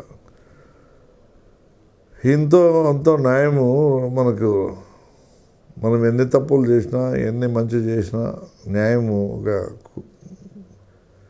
కోర్టుల్లోనే దొరుకుతుంది, న్యాయ వ్యవస్థలోనే మనకు దొరుకుతుంది. దాన్ని కూడా కల్మినేట్ చేయకూడదు. మనల్ని డెప్యూట్ చేసి మన రాజకీయాల కోసం అమాయక ప్రజల్ని బలి చేయడం అనేది మంచిది కాదని అప్పట్లోనే అన్నారని ఒక ఇన్ఫర్మేషన్. రోజు అడే ఉన్నా, పోయినారు వచ్చినారు, జస్ట్ అదే వచ్చింది. ఎందుకంటే అంత గొప్ప మనసు ఉన్న వ్యక్తి రాజశేఖర రెడ్డి గారు. నిజంగా ఈజ్ అ గ్రేట్ మ్యాన్. జిల్లాలో నేను విన్న మరో సీరియస్ పొలిటికల్ అలిగేషన్ నేను విన్నాను ఏంటంటే, జిల్లాలో అనంతపురం జిల్లాలో రెడ్డి సామాజిక వర్గ ఎమ్మెల్యేలు ఎక్కువ మంది ఉన్నారు. ఒక మంత్రి బీసీ మంత్రి శంకరనారాయణ ఉన్నారు. సో హవా మొత్తం ఆ సామాజిక వర్గాన్ని, శంకరనారాయణ జస్ట్ డమ్మీ అనే వాదన వినిపిస్తుంది సార్. ఇందులో ఎంత వాస్తవం ఉందంటారు? చూడి, మినిస్టరే, ఎమ్మెల్యే, ఇంకా దాంట్లో డమ్మీ ఏముంటుంది? మీరు జనరల్ తీసుకోండి, కర్నూలు జిల్లాలో కూడా ఎంత ఉండేదంతా వాళ్ళే. ఇప్పుడు జయరాములు మినిస్టరు, అట్లేం ఉండదు. ఓన్లీ డమ్మీ అనేది కాదు, అది టీడీపీ వాళ్ళ ప్రచారం అంతే నాకు తెలిసి. ఎందుకు డమ్మీ? ఇప్పుడు ఆయన జగన్మోహన్ రెడ్డి నాయకత్వంలో ఉన్నాడు. ఒక ఎమ్మెల్యేగా నేను ఇంత సంతోషంగా ఉన్నాను.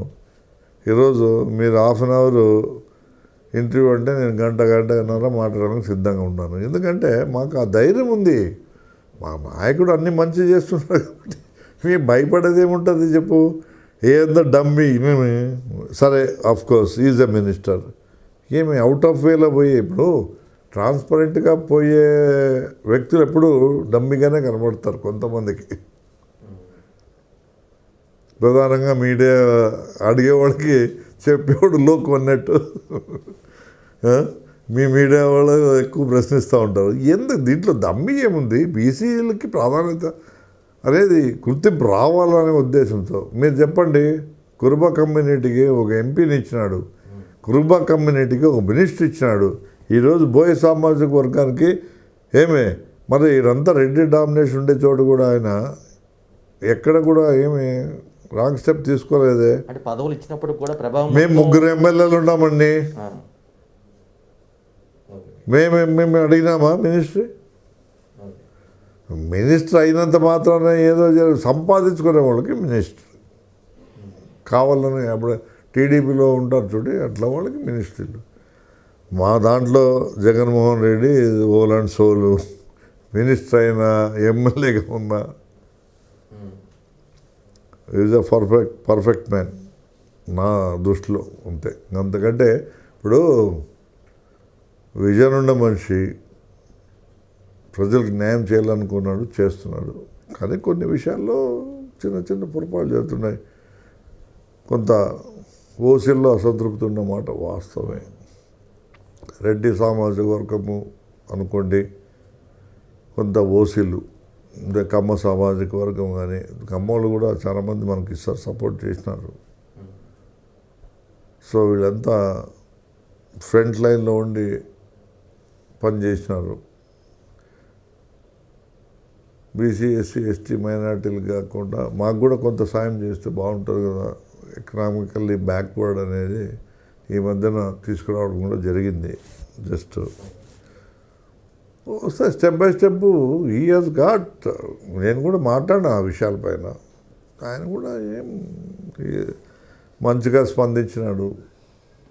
ఇప్పుడు 10 ఎకరాలు 20 ఎకరాలు రైతు ఉన్నాడు బాగున్నాడు అనుకుంటే పొరపాటు. 100 ఎకరాలు ఉన్న రైతు కూడా ఈరోజు బయటకు పోయి బెంగళూరు అట్లా చోట పోయి గంపలు పట్టుకుని గంపలు పోస్తూ ఉన్నారు. అంటే దానికి ఏం పంట పండితేనే కదా.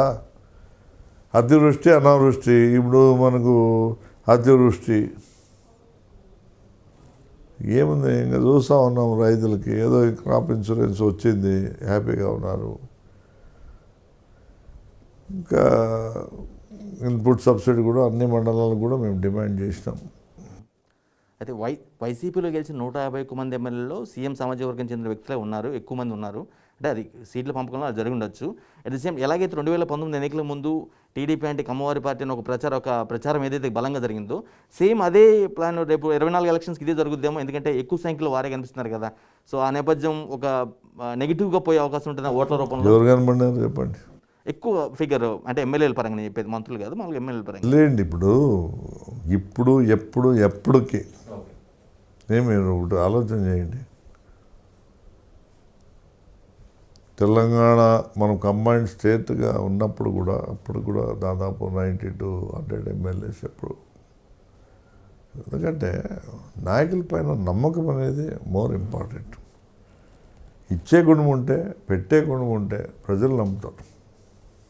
వద్దు జగన్మోహన్ రెడ్డి ఇంత చేస్తున్నాడు కాబట్టి ఇప్పుడు జగన్మోహన్ రెడ్డి గారి గురించి ఎక్కువ చెప్పుకుంటా ఉన్నాము. అదే చంద్రబాబు నాయుడు 5 ఏళ్ల కాలం మనకు మేమే భయపడుతున్నాం. రోజులు ఎట్లా గడుస్తున్నాయంటే ఆల్రెడీ 1.5 year అయిపోయాయి ఈ స్కీమ్స్తో. ఇన్ని సంక్షేమ పథకాలు ఏడబోయినా ఊరికే మేము 10 మందిని పిలిస్తే 100 మంది వస్తూ ఉన్నారు మీటింగ్లకి. వాళ్ళకి నీళ్లు సప్లై చేయడానికి వస్తున్నాం మేము.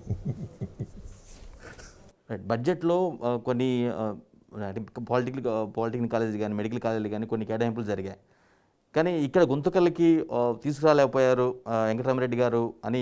ఎందుకంటే మీ సోదరుడు ఆధోనిలో తీసుకొచ్చారు, ఒకటి పాలిటెక్నిక్ కాలేజీలో తీసుకొచ్చారు. సో మీరు తీసుకురాలేకపోయారు, ఇది మీ వైఫల్యం అనుకోవచ్చా?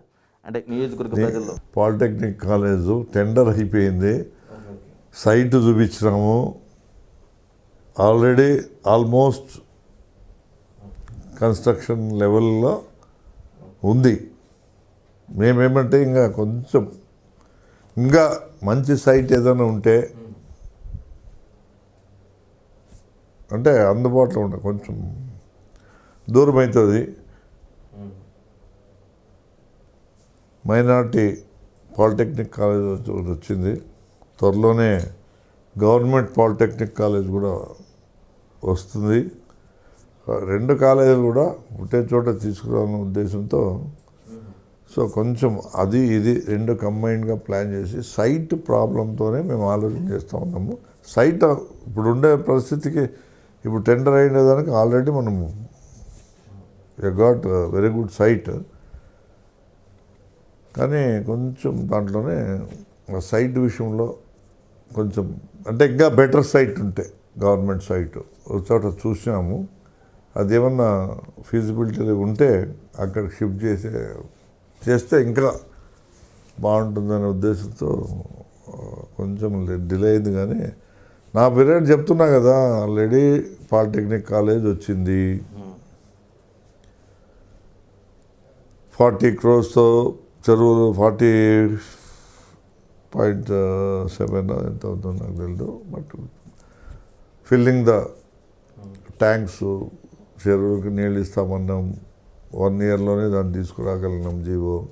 ఎందుకంటే మీకు తెలుసు ల్యాండ్ అక్విజిషన్ కొంచెం ప్రాబ్లం ఉంటుంది, రైతులను ఒప్పించి మనం ఒప్పించి కొంచెం టెండర్ అయిపోయింది. మ్యాటర్ ఆఫ్ 1 or 2 months జరిగిపోతుంది. స్పిన్నింగ్ మిల్లు విషయం కూడా నాకు తెలిసి ఇంకో 2 months it will be cleared. ఇంకా పామిడికి అది పంచాయతీ చేస్తామని చెప్పినాం, ఆల్మోస్ట్ అది కూడా ఫైనల్ స్టేజ్కి వచ్చేసింది. ఫైల్ విత్ సీఎం, ఎప్పుడైనా ఎనీ మూమెంట్ బయటకు రావచ్చు. ఏమి ఇచ్చిన మాట ఏది మేమేం తప్పుకోకుండా 160 కోట్ల ప్రాజెక్టు వాటర్ అంటే పామిడి గుత్తికి డ్రింకింగ్ వాటర్ తీసుకొస్తూ ఉన్నాం. We're constructing number of tanks. So ఇవన్నీ జరుగుతూ ఉన్నాయి. మీకు తెలుసు ఎప్పుడు ఇంత అంటే ఈవెన్ గుత్తి మండలంలో కూడా జక్కల్ చెరువు వరకు నా కాన్స్టిట్యున్సీ ఎక్కడి వరకు ఉందో అక్కడి వరకు బై గ్రావిటీ నీళ్ళు ఇచ్చే కార్యక్రమాలతో 55 కోట్లు, అది కూడా ఆల్మోస్ట్ ఫైనల్ స్టేజ్కి వచ్చేసింది.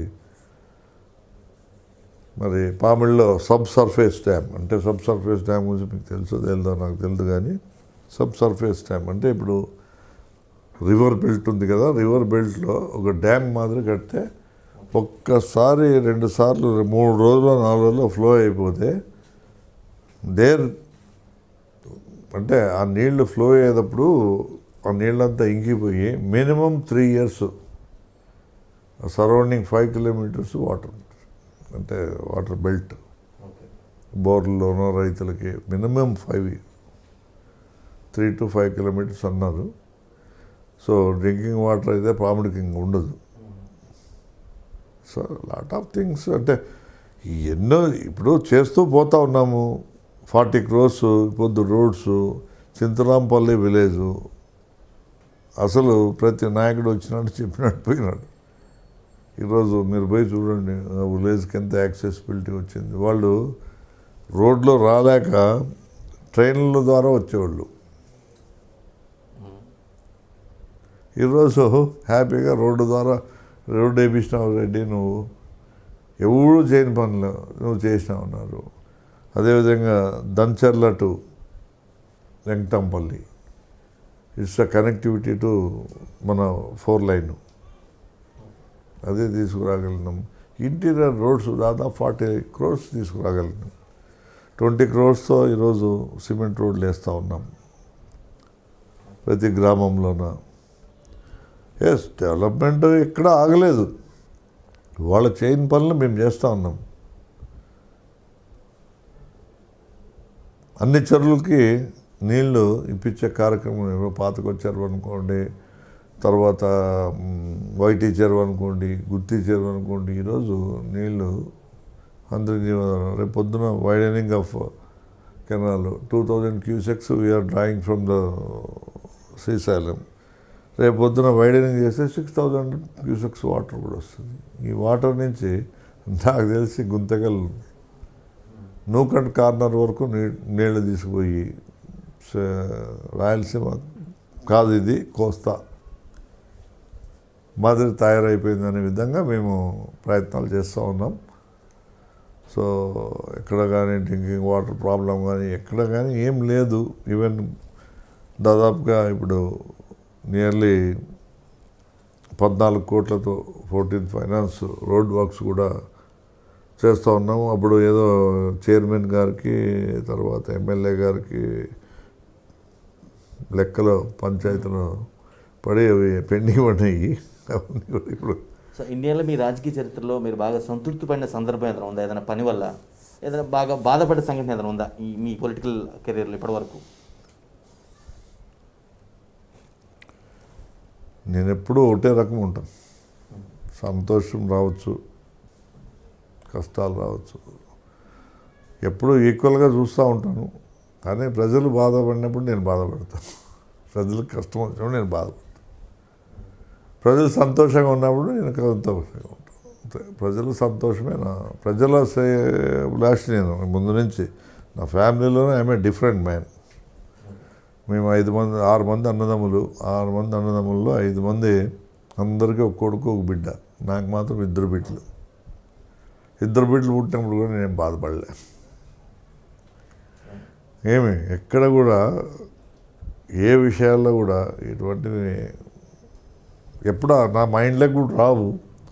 చెప్తున్నా కదా, బాధపడిన సందర్భాలు కూడా వస్తే ప్రజలకు ఇబ్బంది అయినప్పుడు, వాళ్ళు ఏదైనా సమస్యలు తెలియనప్పుడు, మనం తీర్చలేనప్పుడు బాధపడతాను. అవకాశం ఉండి తీర్చే ఉంటే నేను తీరుస్తా. అవకాశం లేకుండా ఇప్పుడు మొన్న ఒక సింపుల్ ఎగ్జాంపుల్ చెప్తాను. 2 కూతుర్లు క్యాన్సర్తో చనిపోయినారు. దాదాపు 40 లక్షలు ఖర్చు పెట్టుకున్నాడు. ఉన్న ఆస్తి అంతా పోగొట్టుకున్నాడు, బతికించుకోలేను. ఇప్పుడు ఆ మనిషికి ఇప్పుడు సీఎం గారితో పోయి మాట్లాడాలి. దాదాపుగా ఇది జరిగి 2 years బ్యాక్. ఎవరితో చెప్పుకోలేక నా దగ్గరికి వచ్చినాడు. ఆ విషయాన్ని జగన్మోహన్ రెడ్డి గారి దృష్టికి తీసుకుపోతా. మా నాయకుడు ఖచ్చితంగా వాళ్ళకి హెల్ప్ చేస్తాడు. ఇదైతే 100% ఆ నమ్మకం నాకు ఉంది. మొన్న కూడా మళ్ళీ 2 కొడుకులకి క్యాన్సర్. ఇంకో కేసు కూడా వచ్చింది మన గుత్తిలో. గుత్తి కథల గేరుకు సంబంధించిన కథల వాళ్ళు అంటాం మనం, బుడగ జంగం అంటాము. వాళ్ళకు కూడా పాపం ఇది ఎందుకు అంటే అట్లా జరుగుతుందో నాకు తెలియదు. కానీ ఆ 2 విషయాల్లో మాత్రం నేను I will take them to the CM. అంటే it will be I see that it should be go to the notice of CM. మీ ప్రభుత్వ పాలన మీరు చూస్తూ ఉన్నారు. అదేవిధంగా అట్ ద సేమ్ టైం మీ ప్రభుత్వంపై వస్తున్న అలిగేషన్స్ కానీ, కోర్టు అక్షంతలు కానీ ఇవన్నీ కూడా చూస్తున్నారు. ఇవన్నీ చూసుకొని సంక్షేమ ఉపకం జరుగుతున్నప్పుడు కూడా ఇదే మాన్యా మరి 2024 ఎన్నికల్లో కూడా ఇవన్నీ చూసిన తర్వాత 2024లో 2019లో ఏదైతే రిపీట్ అయిందో ఆ ప్రభంజనం అది వచ్చింది అనుకుంటున్నారా? మంచి చేసేవాడికి ఎప్పుడు మంచి జరుగుతుంది. ఓకే, నాకు తెలిసి ఇంకా ఎక్కువ రావచ్చు. ఓకే, మనం ఏమన్నా తక్కువ చేస్తుంటే కదా. కుటుంబంలో సంతోషం లేకపోతే విడిపోవచ్చు. విడిపోయేదానికి ఆస్కారం లేకోకుండా, అవకాశమే లేకోకుండా ఈరోజు ప్రభుత్వం పనితీరు చూస్తూ ఉంటే మీరు చూడండి, ఎక్కడ కానీ ఎంత ట్రాన్స్పరెంట్గా. ఒక ఎమ్మెల్యేతో పనిలే, ఒక లీడర్తో పనిలే, ఒక నాయకునితో పనిలే, ఒక కార్యకర్త పనిలేదు, ఎవరితో పని లేకుండా డైరెక్ట్గా వాళ్ళ అకౌంట్లకి ఎన్ని స్కీమ్స్. అమ్మఒడి పథకం, ఆసరా పథకం, భరోసా పథకం, రైతు వసతి దీవెన, విద్యా దీవెన, హౌసింగ్ రేపు 25th స్టార్ట్ చేస్తూ ఉన్నాము. ఎన్ని స్కీమ్స్, నంబర్ ఆఫ్ స్కీమ్స్. ఇంక మళ్ళా జగనన్న తోడు, వాహన మిత్ర, ఏం రకరకాల మాకు చెప్పాకే మాకే గుర్తులేవు. So is a great man, is got vision. రేపు పొద్దున్న మీరు ఒకటి ఏమన్నా అనుకోండి, దీన్ని అన్ని రాష్ట్రాలు కూడా మన రాష్ట్రం వైపు చూస్తూ ఉన్నాయి. ఇదైతే నిజం. జగన్మోహన్ రెడ్డి గారు సీఎం అయితే ఆశ్చర్యపడే పని లేదు, కానీ పిఎం అయినా ఆశ్చర్యపడాల్సిన అవసరం లేదు. ఉండే చెప్తున్నా, ఎందుకంటే మంచి మనసున్న వ్యక్తి. ఇప్పుడు జనరల్గా మీరే అనుకుంటే నాకు తెలుసు నాకు తెలియదు, కానీ మీరు ఏం క్యాస్ట్ ఏమో తెలీదు. మీరు బీసీ అంటే ఖచ్చితంగా మీ కుటుంబానికి 1,00,000 నుంచి 1,50,000 బెనిఫిట్ అవుతారు.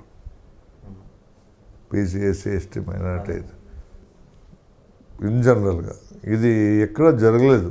కరోనా టైంలో కరోనా మాకు ఇది లేదని అందరూ అన్ని స్టేట్లలో నంగలాస్తూ ఉన్నారు, మాకు అది చేయలేదు ఇది చేయలేదని. ఎక్కడ కూడా ఎవడన్నా ఒక్కడు కరోనాలో జగన్మోహన్ రెడ్డి ఫెయిల్యూర్ అయినాడని ఒక్కడు చెప్పండి, ఆ మహానుభావుడు తప్ప.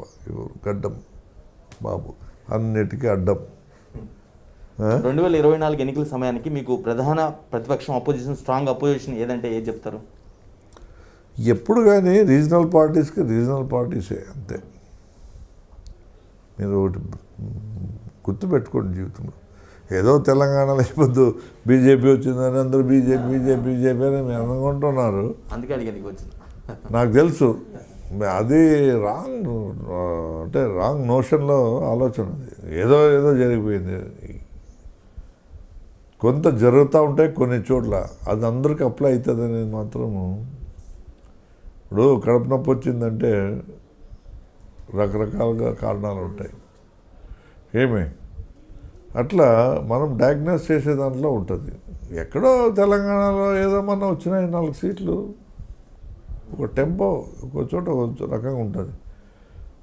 నాకు తెలిసి ఎప్పటికైనా మా కంటెండర్ తెలుగుదేశం పార్టీనే. బీజేపీ, జనసేన కూడా ఉంది, ఒకటి జనసేన పార్టీ కూడా ఉంది. నా పార్టీ పెట్టి నాయకుడికి వెళ్ళినప్పుడు ఇంకా ఆయన గురించి మనం ఆయన పెళ్ళాలు మాట్లాడరు తెలుసు.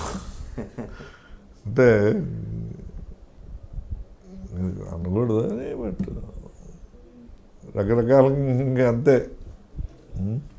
సో ఇప్పుడు మనము జనరల్గా ఒకరితో సంసారం చేసేది కష్టము, 3-4 సంసారం చేయాలా, విడిచిపెట్టాలంటే అది మనతో కాదు. అదంతా ఆయన విజన్ అంతా ఆ లెవెల్లోనూ ఆయన ఫిషింగ్ ద క్యాచ్ అంతే. 2024లో కూడా వైసీపీదే విజయం అంటారా? 2024 కూడా catching the fishing the catch. 2024 ఎన్నికల్లో కూడా వైసీపీదే విజయం అని మీకు ధీమా అంటారా? ధీమా ఉందా మీకు? జగన్మోహన్ రెడ్డి ఉన్నంత వరకు YSR party will continue in this state. మీరు చూడండి ఇంకా భవిష్యత్తులో ఇది ఎవరికి అర్థం కానీ, మేమైతే ముందు అనుకుంటున్నాము ఇన్ని సంక్షేమ కార్యక్రమాలు తెస్తూ ఉన్నాడు, ఏమి ఎక్కడి నుంచి డబ్బు తెస్తూ ఉన్నాడో. మన అక్షయ పాత్ర అని ఎప్పుడో విన్నాం, వాళ్ళ ఆయన అట్టే చేసినాడు, వాళ్ళ ఆయన మించి ఏం చేస్తూ ఉన్నాడు. ఈరోజు దాదాపు 70,000 కోట్లు సంక్షేమ పథకాలకి మరి ఇన్వెస్ట్ చేసినంటే ఆశామాష విషయం కాదు. అంటే అక్షయ పాత్ర ఉంటే ఇబ్బంది లేదు సార్, కానీ అప్పులు చేస్తేనే ఇబ్బంది అవుదాం ప్రజలకి కానీ నెక్స్ట్ జనరేషన్స్ కానీ. ఇప్పుడు ఏ పనులు చేయకుండా దాదాపు 3 లక్షల కోట్లు పెట్టిపోయినాడు చంద్రబాబు. మంచి పనికి అప్పులు చేసినా కూడా పర్లేదు, భవిష్యత్తులో తీరుస్తాం. ఇప్పుడు ఒక రైతు ఒక పెళ్ళి చేయాల, ఇంట్లో శుభకార్యం జరగాలంటే డబ్బు లేకపోతే ఏం చేస్తాడు? అప్పు చేస్తాడు, అవసరమైతే ఆస్తి అమ్ముతాం. అట్లానే మేము స్టేట్ కుదిపెడతామని కాదు. సాల్ in the game of life చెప్తున్నా కదా, రకరకాల నిర్ణయాలు. అప్పటికల్లా మీరు చూడండి, ఈరోజు సీ పోర్ట్స్ ఎంత డెవలప్ అవుతూ ఉన్నాయి. ఆ సీ పోర్ట్స్ నుంచి రేపు పొద్దున్న ఎంత ఇన్కమ్ వస్తుంది. ఇంటర్నేషనల్ లెవెల్లో ఈ పొద్దు జగన్మోహన్ రెడ్డి తెస్తున్న ఈ సీ పోర్ట్స్ని చూడండి మీరు. ఆఫ్టర్ 5 years పోలవరం ప్రాజెక్ట్ వచ్చిన తర్వాత, is a good man, is a great man, is a great leader. ఏదో సినిమాలో వచ్చినట్టు ఎవర్ అండ్ నెవర్ అని ఏదో అట ఎప్పుడు ఇటువంటి సీఎం మేము రాజశేఖర రెడ్డి గారిని చూసాము, నెవర్ బిఫోర్ ఎవర్ ఆఫ్టర్, అదేదో ఉంది కదా, నెవర్ బిఫోర్ ఎవర్ ఆఫ్టర్. అటువంటిది ఈరోజు ఆయన చేస్తూ ఉన్నాడు. సో మా నాయకుడు చేస్తున్నప్పుడు, సో నేను ఇన్ జనరల్గా ఒకటి, మనం ఎన్నాళ్ళు ఉంటాము ఎన్నాళ్ళు అనేది కాదు, but it's a remarkable CM. నేను కూడా అనుకున్నా ఫస్ట్, ఏంది ఇంత స్పీడ్గా పోతూ ఉన్నాడని. ఎప్పుడు కానీ మనసు ఉంటే మార్గం ఉంటుంది. నన్ను కూడా అంటూ ఉంటారు, ఏం బిజినెస్ లేవు, ఎక్కడి నుంచి వస్తాయి డబ్బులు, ఎప్పుడు ఇస్తాడు ఏమనుకుంటుంటారు. నాకు ఎవడో ఇస్తాడు, ఏమో వస్తాయి ప్రమాణసిద్ధంగా అన్న పెట్టుకున్నా అని ఇచ్చిపోయిన వాళ్ళు కూడా ఉన్నారు. అట్లా ఇవ్వడమే ఇంక ఎవడో వస్తే ఎవడో కరెక్ట్గా ఇవ్వద్దు అన్న పెండ్లు ఉందని వచ్చేస్తాడు, అన్న నువ్వు నా పొద్దు సాయం చేసినావు నాకు పని జరిగిందన్న అట్లే. దేవుడు అనేవాడు గొప్పోడు. మా కుటుంబంకే అదే అసెట్. మాకేం మైండ్స్ లేవు, మీరు బాగా ఎక్కడ చూడండి. మైనింగ్స్ కానీ, ఇల్లీగల్ బిజినెస్ కానీ, లిక్కర్ బిజినెస్ కానీ, మేము శాండ్ బిజినెస్ కానీ, ఇంకోటి కానీ మాకేం లేదు. మాకు ఆ తెలివి కూడా లేదు. డబ్బు సంపాదించేది కూడా ఒక ఆర్ట్. ఆ ఆర్ట్ ఒకటి వెళ్ళలేదు మన మంచి బుద్ధి ఇచ్చిపోయినా. ఎప్పుడు చెప్తా ఉండేవాడు మా అమ్మ కానీ నాయన కానీ, మనము చూడపా దేవుడిని నమ్ముకొని ఉండాల, ఆ దేవుడే అన్నీ చేస్తాడు. పెద్ద బుద్ధితో మనం ముందుకు పోలా. మన దగ్గరకు వచ్చిన వాళ్ళని ఎవరిని కూడా లేదనుకుండా రూపాయి ఉంటే రూపాయి ఇచ్చి పంపించాల. తోచే సాయం చేయరు. మనం ఉపాసనలు ఉన్నా పర్వాలేదు. ఒక అందమైన ఆడపిల్ల అడుక్కొని తినేకొస్తే ఇంట్లో అన్నం పెడతాం రాని అమ్మాయిని ఇది చేసి పంపించడం కాదురా గొప్పతనము. అమ్మాయి అడుక్కునే స్టేజ్లో ఉంది, కడుపు నిండా అన్నం పెడితే ఎంత సంతోషపడుతుందో దాని ఆనందము మనం ఆనందం పొందేది కాదు. అమ్మాయి ఎంత ఆనందపడుతుందో. ఏమే ఆకలైన వాళ్ళకి అన్నం పెట్టాలరా, ఆకలిని వీక్నెస్గా తీసుకోవద్దని చెప్పిన వ్యక్తి ఈజ్ ఎ గ్రేట్ మ్యాన్. నీకు తెలుసో తెలుదో, చిన్నప్పుడు మా 6 మంది కొడుకులను ఊసిపెట్టుకొని మేము చిన్న వయసు అంతా 7th 8th స్టాండర్డ్ అంతా 10th స్టాండర్డ్ పెద్ద మా అక్క అందరూ కూర్చొని ఇట్లా కూర్చుంటే అందరితో కార్డ్స్ ఆడేవాడు. అదే పనిగా సోలి మాకు 10 పైసలు 20 పైసలు రూపాయి వస్తే మళ్ళీ గెలుస్తావురా నువ్వు. ఒక్కోసారి ఒకరితో అట్లా ఎంకరేజ్ చేసి చూడప్ప అంటే. రెండో విషయం కూడా చెప్తాను, జూదంలో వ్యక్తుల మనస్తత్వం తెలిసిపోతుందని చెప్పేవాడు. అంటే కార్డ్స్ ఆడినప్పుడు లేకపోతే ఏదో జూదం ఆడినప్పుడు వాడు హైడ్ చేస్తాడు, ఏదో వాడు గెలిచాలనే తాపత్రయంతో మోసం చేస్తాడు, పక్కన చూస్తాడు. వాడి మెంటాలిటీ ఏమి? దీన్ని బట్టి నేను జూదం ఎందుకు మాతో పిల్లలతో ఎందుకు జూదం ఆడతానంటే నాకు ఓ రోజు చెప్పినాడు, మాతో నీకు ఆడాల్సిన అవసరం ఏముంది నేనంటే, ఏమైనా మెంటాలిటీ 6 మంది పుట్టినారు, రేపొద్దున నన్ను ఎవడు సాగుతాడో చూస్తాం. కానీ ఎవడు అందరూ సమానంగా ఉండరురా మీరు, ఎవడు కూడా మోసం చేయరు. These are all key points. మన తల్లిదండ్రులే మనకి ఫ్యూచర్. వాళ్ళు నేర్పే ప్రతి విద్య, ప్రతి మాట పరిగణలోకి తీసుకుంటే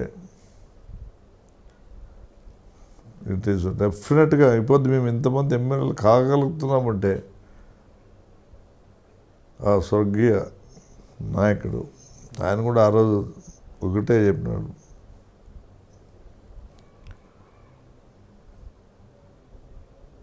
ఎన్టీ రామారావు గారు గుంటకల్కి వస్తే మా వెహికల్ వాడేవాడు.